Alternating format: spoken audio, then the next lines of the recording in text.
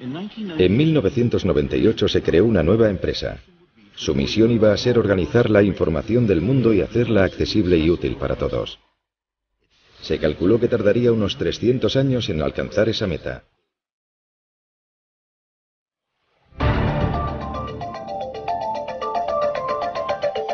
Dentro de Google. Las empresas de éxito empiezan con metas ambiciosas.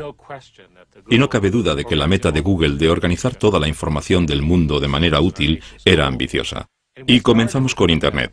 Pero nuestra visión va más allá de Internet. Nosotros lo vemos abarcando toda nuestra comunicación, la forma de pensar, porque hay mucha información.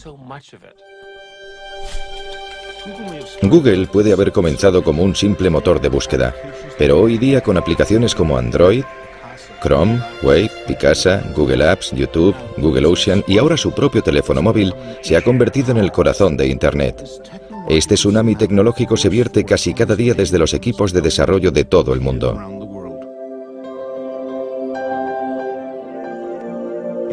En el proceso, Google se ha convertido en la aspiradora global de los datos digitales. Se calcula que maneja 20 petabytes de datos al día, el equivalente a 130.000 millones de fotos o 5.000 millones de canciones en un iPod. También gestiona más de 1.000 millones de búsquedas al día, y esas búsquedas dejan una huella digital de cada persona que visita el sitio. Una de las cosas interesantes de las búsquedas en Google es que realmente es una base de datos de intenciones. Es una increíble colección de lo que estás pensando en cada momento, basándose en lo que estás buscando, en lo que estás escribiendo en los emails. Y cualquier institución con acceso a este tipo de información puede tener poder sobre ti o tener un efecto negativo potencial sobre ti. ¿Sabes lo que puede ser esto? ¿Sabe alguien lo que es esto? Los fundadores de Google, Sergey Brin y Larry Page. En todo el mundo la gente entra en Google. Vale, bien. No me había dado cuenta de lo que era cuando lo he visto. Pero esto es lo que me ha ayudado. Esto es lo que gestionamos en la oficina, que va a tiempo real. Y cada uno de esos puntos son entre 20 y 30 búsquedas. Su meta definitiva es convertir a Google en una entidad omnisciente. Esta sesión es sobre el futuro. Así que voy a hablar un poco sobre el tema. Y para cumplir con la misión de crear el motor de búsqueda perfecto, hay que ser inteligente. De hecho, ese motor de búsqueda será inteligencia artificial. Eso es en lo que estamos trabajando. Es algo irónico que usen una imagen del ordenador rebelde HAL de la película 2001, Una Odisea en el espacio, para promocionar un mensaje tan benevolente. En parte queremos hacer del mundo un lugar mejor. If I ruled the world, every day would be the first day of spring. En solo 10 años, Google se ha convertido en una de las mayores y más atípicas empresas de Silicon Valley. En ese tiempo ha cultivado la imagen de ser una presencia masiva pero benigna, si bien esa percepción pública está cambiando. Cuando Google comenzó a escanear y digitalizar millones de libros, diversos autores y editores, en lugar de alegrarse, iniciaron una serie de demandas por la violación de derechos de autor. Poco después de que se lanzara Google Noticias, Google se convirtió en el objetivo de una condena por parte de los medios impresos, que lo acusaron de eliminar sus ingresos publicitarios y de ser responsable del desplome de los ingresos editoriales. O con la página YouTube, propiedad de Google, la industria de la música y la televisión vio un competidor muy peligroso que minaba sus métodos tradicionales para hacer dinero. Y cuando Google comenzó a fotografiar las calles, los defensores de la privacidad pusieron el grito en el cielo. Sea cual sea la forma en que se expanda Google, siempre parece estar acompañado de caos y descontento. Y cuando la polémica surge, Google recurre al lema corporativo nacido de la aversión de uno de los primeros empleados de Google a la jerga corporativa. Yo venía de Intel y tenía la idea metida en la cabeza de que no quería trabajar en empresas grandes. Me interesaba algo un poco más provocativo, algo más interesante, algo que causara controversia. Y allí sentado en la reunión estaba intentando pensar en algo interesante y lo que me vino a la cabeza fue simplemente: no seas malvado. Cuando llegué pensé que era una broma. Pensé que era una historia de marketing interno de la empresa. Y un día estaba sentado en la sala, nunca lo olvidaré. Estábamos hablando de publicidad y uno de los ingenieros, Ron, dio un puñetazo en la mesa y dijo, eso es ser malvado. Y de repente se hizo el silencio. Era como si todo el mundo hubiera saltado por la mesa y se hubiera escondido debajo. Y de repente centró la conversación en si este cambio en concreto era positivo o negativo para los clientes. Y acabamos no implantándolo por esa razón. No es un mal lema, pero está mal planteado, porque es cada vez más difícil decir que uno no es malvado al pensar en el alcance de distintas actividades en las que participan los proveedores de servicios. Ya no se trata solo de búsquedas. El motor de búsquedas Google nació en ese centro de innovación tecnológica que es el Departamento de Informática de la Universidad de Stanford. Larry Page y Sergey Brin se conocieron en la universidad en 1995. Tenían mucho en común. Sus padres eran profesores universitarios y sus madres científicas. Ambos nacieron en 1973. Ambos crecieron con ordenadores y amaban todo lo relacionado con ellos. Nuestro programa de doctorado es muy selectivo. No fue como si al presentarse el primer día yo dijera, oh vaya, es la persona más inteligente que he visto en mi vida. Héctor García Molina era uno de los asesores de Sergey Brin. Trabajaba con él en problemas de extracción de datos. Lo que destacaba de Sergey era su edad. Cuando llegó como estudiante de doctorado tenía 19 años. Eso era lo primero que se te quedaba al verle, que era un chico muy joven, que sabía mucho y era muy inteligente.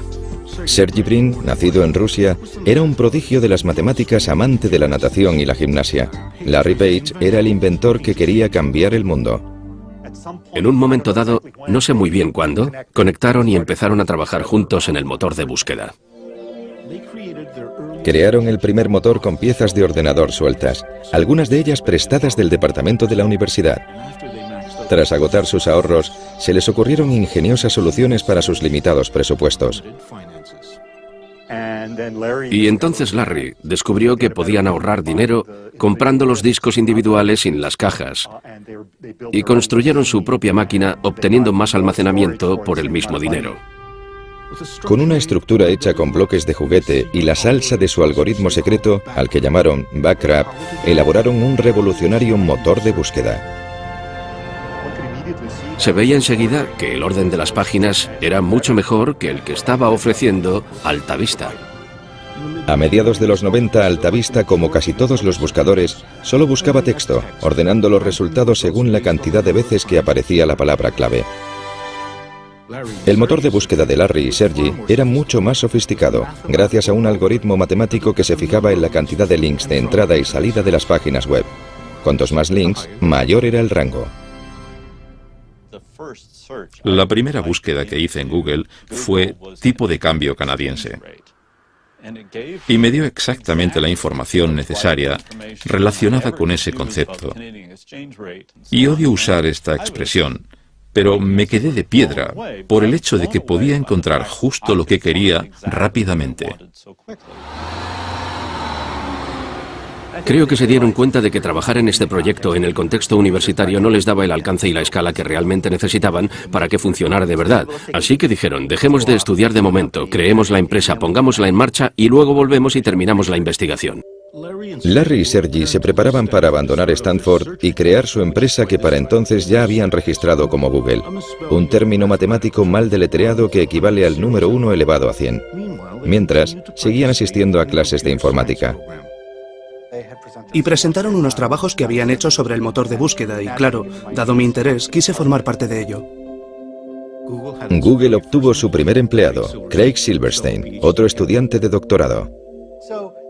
Al principio éramos 3, y parecía que eso iba a ser así por mucho tiempo. Nos preocupaba mucho el ambiente.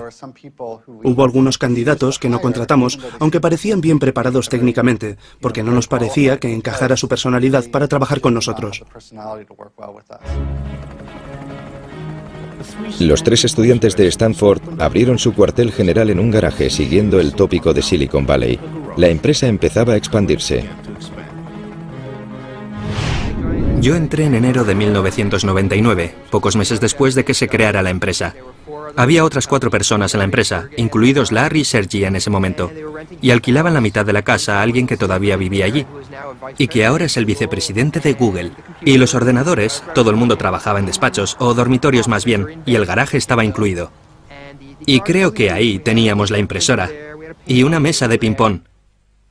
Pero no toda la empresa estaba en el garaje. Claro que trabajábamos en el garaje. Yo me aseguré de que así fuera. Era un día al mes o quizá 2 días al mes.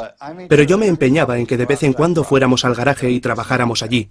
Yo quería poder decirle a la gente en un futuro que habíamos empezado en un garaje. Así que quiero que conste que empezamos en un garaje. Solo que el garaje lindaba con una casa que tenía habitaciones. Cuando Google creció demasiado para el garaje, se trasladó su cuartel general a un espacio de oficinas normal en el centro de Palo Alto. En esa época estábamos en Palo Alto. Era como una ciudad-restaurante. Mi meta era ir a uno distinto cada noche. Cenábamos por ahí casi siempre. Y lo cierto es que también comíamos al mediodía fuera. La empresa se expandía rápidamente y pronto se trasladaron de nuevo, pero esta vez tenían menos restaurantes alrededor. Larry y Sergey decidieron que sería más eficaz y rentable tener su propia cocina con su propio chef. El elegido tenía un currículum en el que constaba haber sido el cocinero del grupo Grateful Dead. Al principio me ofrecieron acciones. Yo estaba muy reacio. Hablé con mi padre del tema. Oye, papá, hay unos tipos que quieren que les dé dinero por acciones. Una empresa privada. Y me dijo, es un timo, no les creas. No les des ni un céntimo. Al contrario que otros motores de búsqueda, la página de inicio de Google era limpia y eficaz, sin molestos anuncios de publicidad. Larry Page y Sergey Brin vieron cómo su motor de búsqueda Google se hacía más y más popular, pero todavía no estaba dando dinero real, y no tenían un plan de negocios viable para que Google empezara a dar beneficios. Nuestros fundadores decidieron que íbamos a aguantar todo lo posible sin meter publicidad, pero creo que la idea brillante llegó cuando pensaron, ¿por qué no tenemos anuncios que sean simplemente texto y que no tengan imágenes móviles ni nada que distraiga? Basándose en la búsqueda, Google proporcionaría anuncios sencillos para que la gente hiciera clic sobre ellos. En octubre de 2000, Google se embarcó en un nuevo negocio, la publicidad online. Casi inmediatamente, el dinero de la publicidad comenzó a entrar a raudales, y la presión creció sobre Larry y Sergey por parte de sus inversores capitalistas. Querían un presidente experimentado que dirigiera la empresa. Larry y Sergey escogieron a un experimentado veterano del mundo tecnológico, Eric Smith. Había dirigido con éxito a la marca de software Novell y antes de eso había estado en Sun Microsystems. Pero quizá lo más importante para los fundadores era que compartía el perfil de ingeniero informático comprometido con una ambición empresarial.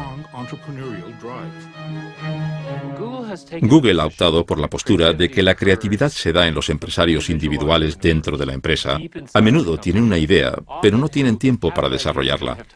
Así que inventamos un concepto llamado 20% de tiempo. Y el personal técnico de la empresa le animamos a que pase el 20% de su tiempo profesional con cosas que le parezcan interesantes a ellos, no a nosotros.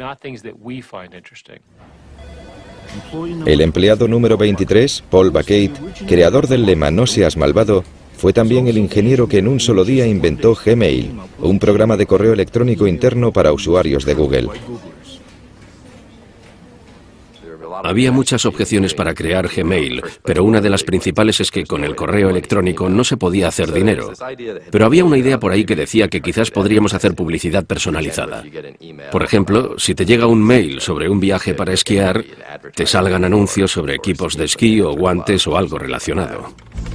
Decidió intentar escribir algo de código para ver si era posible que los ordenadores de Google escanearan los mensajes de Gmail y mostraran anuncios adecuados. Cuando llegué al día siguiente, la gente estaba muy exaltada con el tema. No todos para bien. Algunos lo consideraban una idea terrible. Lo que recuerdo de las reuniones, que fueron hace más de un año, es el constante debate sobre las características, si este tipo de publicidad funcionaría y todo eso. Al final decidimos intentarlo. Y de hecho, cuando lanzamos Gmail el 1 de abril,